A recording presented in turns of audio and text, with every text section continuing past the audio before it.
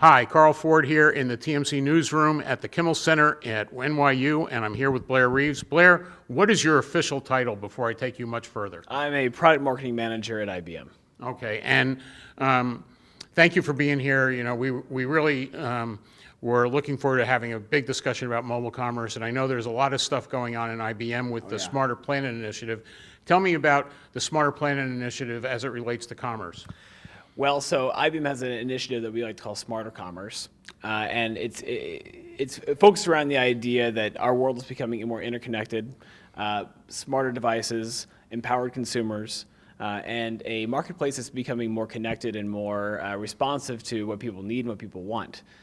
So at IBM, we think that companies increasingly need to put the customer in the center of their business, as opposed to focusing on things like their advertising, focusing on channel-specific initiatives within their companies. So within Smarter Commerce, we have many different solutions, product capabilities, and so forth around buying, marketing, selling, and serving customers.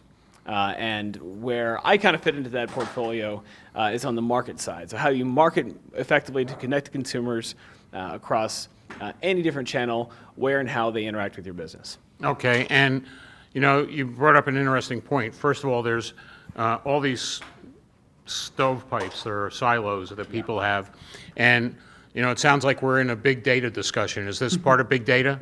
Everything's part of big data now, really. I mean, there's so much data going out there, not only around the marketing side, but around how people are buying, how people are talking to each other, talking to the companies they do business with on the internet, how people talk to each other via social channels and so forth.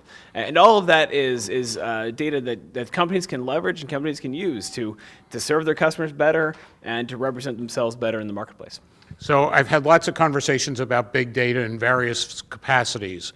So help me understand big data as it relates to commerce. What's the analytic that you're trying to get to? How are you helping these people? So there's a lot of data out there that's already available, right? There's data that customers are producing themselves through earned media, right? Through the stuff that I post to your Facebook wall about your brand or your company, or in the way I like it, the way I don't like it, what I like about it, what my friends like about it, or what we don't like about it. And increasingly, you're seeing, especially with millennials, and I'm one of them, we like to talk about companies that we like, companies we don't like, through many different channels.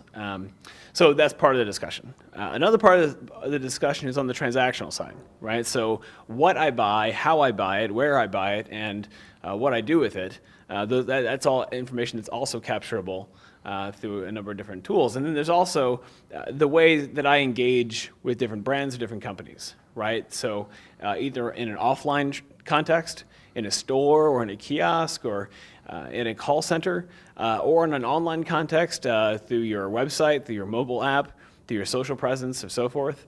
And what we're increasingly seeing is that these aren't discrete channels or discrete experiences. For today's consumer, they're a part of one larger, seamless, omnichannel experience, right? And so, taking the data that you're collecting from all these different contexts and putting it into one unified view of your customer is incredibly valuable to a lot of companies. But it's a capability that I think a lot of companies in our space are still struggling with.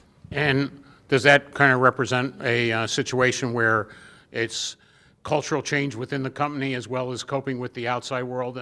You're giving a picture of a full soup to nuts experience for the consumer, but often the companies kind of, the guys who are selling one widget don't really care about the thingamajig on the other side. So is part of the goal getting a high enough level in the discussion to make it so it's comprehensive? Oh, absolutely. It's not just a technological issue. It's an organizational issue. It's a cultural issue. And sometimes it's a political issue inside many organizations. And you see some companies are doing this really, really well, and some other companies aren't. And it's all part of kind of digital Darwinism. Around the companies that can adapt fastest, move the fastest, and make smarter investments or smarter moves with their customer base versus those that are kind of stuck in the past. Okay, and is there any particular experience you've had recently providing your services to somebody that you think was a lot of fun? You don't have to mention the company, but maybe the concept and what you guys did. Sure, sure. Well, there are a couple of different examples I could think of. One example I would use is I was talking about this in Monaco a few weeks ago. One of my favorite airlines. Airlines are kind of a mixed crowd, right? So some do this really, really well. They kind of move between different channels and different points of engagement with their customers in really, really smart ways, and then others don't. So in the same day, I was flying to like France, right? And my airline was really easy to get information from. So I was able to check in for my flight online, was able to pay for my bags online. I got my boarding pass on my mobile device, so I never had to touch a piece of paper, which is awesome, because I hate dealing with currency, right? On my iPad, I could kind of see a whole map of where I was going to go, figure out where all my frequent flyer miles were going to go. Really, rich experience that provided value to me as a customer, right? And then, I actually had a problem with my flight later on. There were some weather issues and that sort of thing. And all I had to do, I could tweet the company. I got a substantive response back with a name and an address to email. I was able to work out my issues with the company. They were able to just look at the single view of my experience across many different channels to figure out what had gone wrong and how they could resolve the situation. It was amazing, right? By contrast, the guys who I get my internet from, my provider down in Raleigh, Durham, I had some problems with my service, and I was calling people, I was tweeting people, I was emailing people. No one had the first clue what was going on. No one knew who to talk with. I was getting conflicting information from different people. I had to repeat the same information 3 or 4 or 5 different times: my address, my phone number, my account number, my birth date, my social security. All these different things, and it was very clear. And by the time, several days later, when I got a technician out to my home, it was clear no one had ever communicated any of this stuff to him. So I go through this whole set of hoops again. It was an awful experience, right? And I think that's an experience that a lot of customers, especially in that space, are encountering, right? And it's only due to barriers to entry or whatever it is that people aren't disrupting that space. And increasingly now you're seeing Google Fiber. They're disrupting that space, and I think that you're going to see more of that as time goes forward, and different companies learn to use different technological innovations to serve the customers better. Okay, and the last question I've got for you is, you mentioned to me earlier about Watson. So tell me how Watson's going to help you with commerce. Well, that's a whole other bag of worms, isn't it? One thing we announced back in Nashville was the Watson Customer Engagement Advisor, which is a capability we are working on now and should be available in the intermediate term future.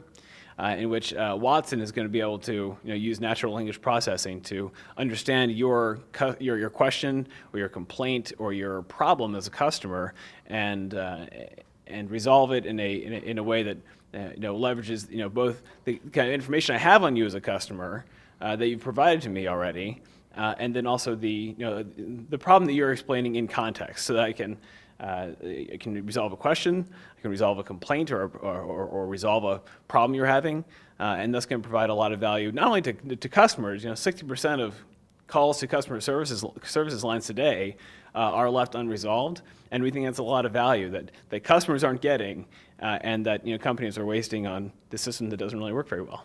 Cool. So the same thing that solved Jeopardy, could win Jeopardy, can probably help me close my customer care ticket, whatever that is. Yeah, it's all about using your information in a meaningful way. That it's a really good example of the kind of the smarter commerce, smarter planet strategy, and the direction that we see our world coping with the increasing amounts of data that we have, and using it in a meaningful way that provides value to people's lives, and builds a world that's a lot easier to live in.